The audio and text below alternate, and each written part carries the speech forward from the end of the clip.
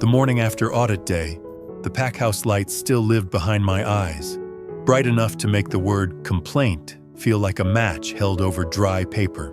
Nhi was laughing again, eating again, bossing us around like a tiny queen. Yet my hand still found her forehead before breakfast, like my body had its own memory.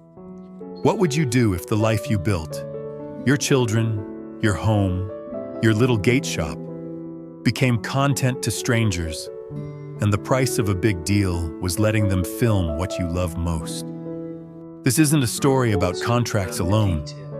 It's about boundaries, documentation, and the quiet kind of protection that doesn't look dramatic until the day it saves you. Stay with us, and if you're following this family's journey, subscribe, because one unexpected visit will change everything right before an urge. James didn't tease me when I checked Nhi's forehead. He just watched for a second and asked softly, "Normal warm?" "Yo, normal warm," I said, and only then did my lungs remember how to work. Anna was already at the table with her markers lined up like a tiny office. She drew a fruit crate with a giant sticker and the words "Do not touch" spelled in her best effort. "This is our new rule," she announced. James smiled without humor. "Pretty much." At Hill Fruits, the gate opened like it always did. Light on, chalkboard out, care cards set in their little box. But our routine had new bones underneath it now, like someone had reinforced the house after an earthquake. Two-person rule on every sealed crate. Verification stickers logged. No one touches anything alone. Luan ran the front like a professional, but his eyes never stopped scanning. "If he comes back," he muttered. "I'm not even letting him breathe near the crates." Mr. Hung showed up early, bought oranges, then paused at the seal code sheets taped behind the counter. "You're building a real system," he said quietly. James nodded. "We have to." Mr. Hung's gaze softened.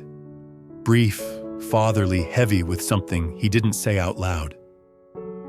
"Systems keep families safe," he said. Then he looked at me.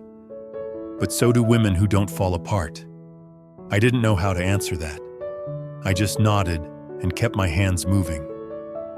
Because sometimes the only way to stay steady is to keep doing the next right thing.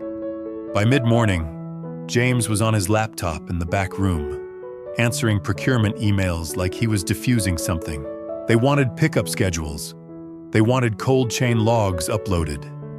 They wanted an update on the pesticide sampling timeline. And then the brand team, of course, wanted more. A second email landed with a cheerful subject line that made my stomach turn. B-roll add-on, Founder's Home Family Moment. Quick, authentic. James stared at it for 2 full seconds, jaw tight. Then he typed one sentence, like a door locking. "Denied.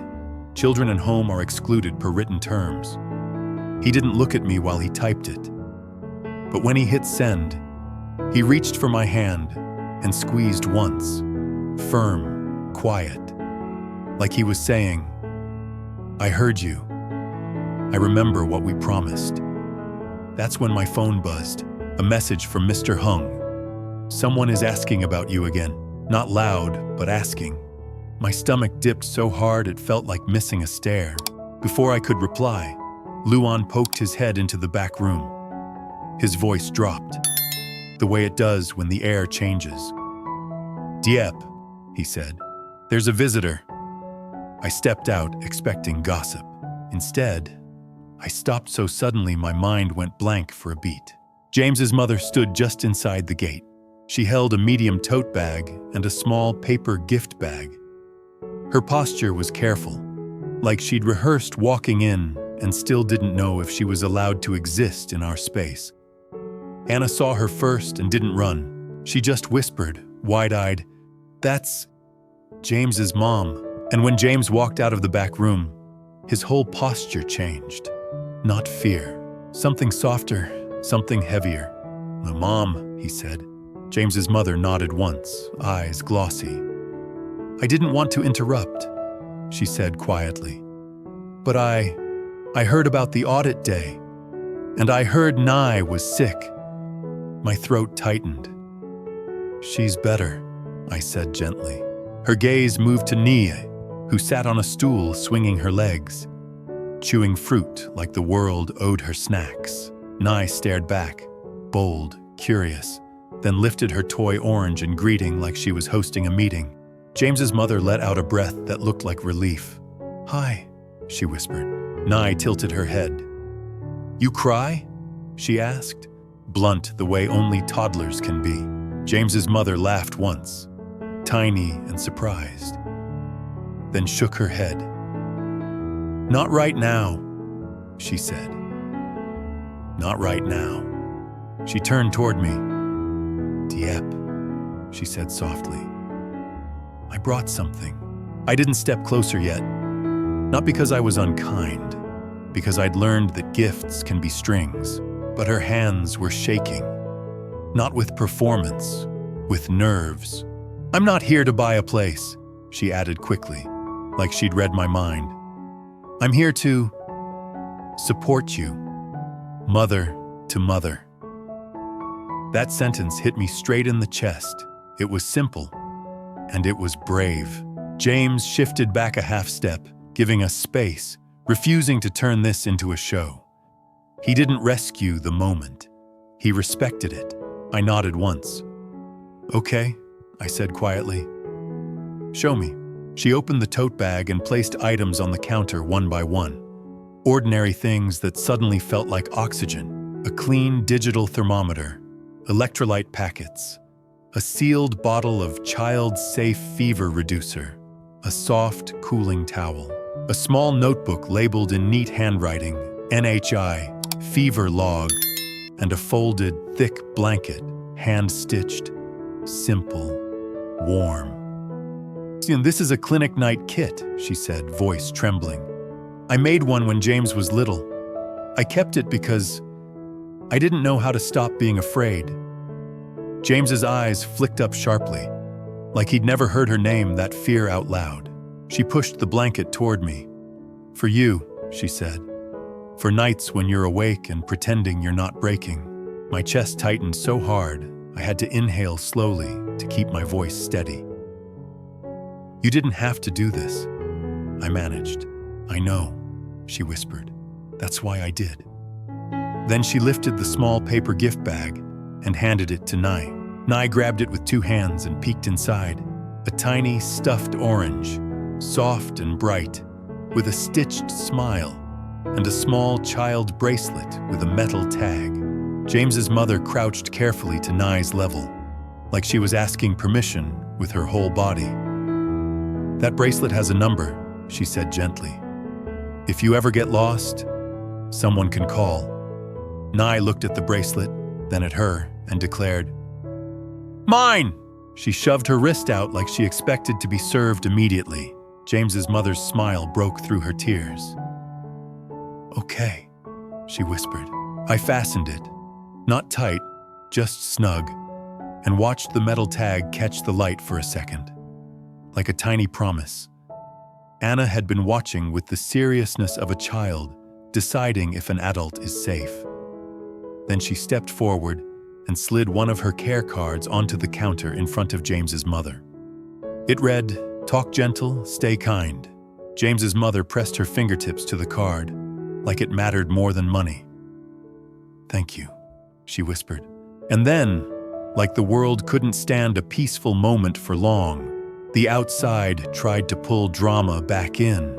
A motorbike slowed at the gate. A man glanced in too long. Not shopping, measuring. Luan shifted his stance. Mr. Hung appeared near the sidewalk corner like a quiet wall, and Officer Thu's motorbike rolled past once, slow and visible.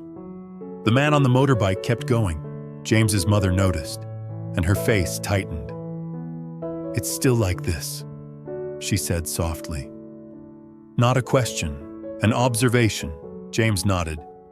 "We're handling it," he said, but his voice had an edge I recognized. The edge of a man keeping a promise under pressure. James's mother swallowed and looked at me again. "Diep," she said quietly. I also brought something else. Not money, not leverage. She reached into the tote bag and pulled out a single page in a clear sleeve. A short letter, typed, signed by her. I'm giving you written permission, she said, voice shaking, to use my statement if you ever need it. If anyone claims you took James or controlled him, or if his father ever tries to rewrite the story again. James went still. So did I. Because in our world, paper matters. And this paper wasn't a contract. It was a mother choosing truth over silence. I looked at the letter without taking it yet, like it might burn. Are you sure? I asked, my voice low. She nodded once. I was quiet for too long, she said. And I watched you stand up at the shop in the light when I couldn't. I'm not letting you carry this alone. My eyes burned. I didn't wipe them. I didn't pretend. James didn't speak either. He just stepped behind his mother and placed a hand lightly on her shoulder. Steady, grateful, grown. For a moment, it felt like the happiest kind of future. Small, private, earned. Then James's phone buzzed. He glanced down once, and his expression sharpened like a blade finding its handle. What? I asked softly. He turned the screen toward me. An email from procurement. Lab results returned. Urgent call requested. My stomach dropped. James didn't panic. He didn't let the room feel it. He didn't let the girls see fear on a grown man's face. He inhaled slowly and said to Luan, calm. Cover the counter. 10 minutes. Luan nodded once. Go. James looked at his mother.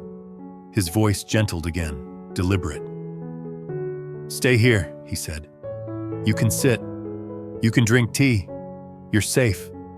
James's mother nodded, eyes wide, clutching Nhi's little orange plush like she was holding on to hope. James and I stepped into the back room and closed the door.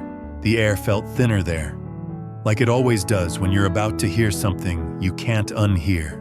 He hovered his finger over the call button, then looked at me. Whatever it is, he said quietly, we stay honest. We stay documented. I nodded, throat tight. And we stay together. James pressed call, and the moment held. A clinic night kit on our counter, a bracelet on Nhi's wrist, a mother's signed statement waiting in a clear sleeve, while one urgent lab results call rang through the silence, and the ending stayed open.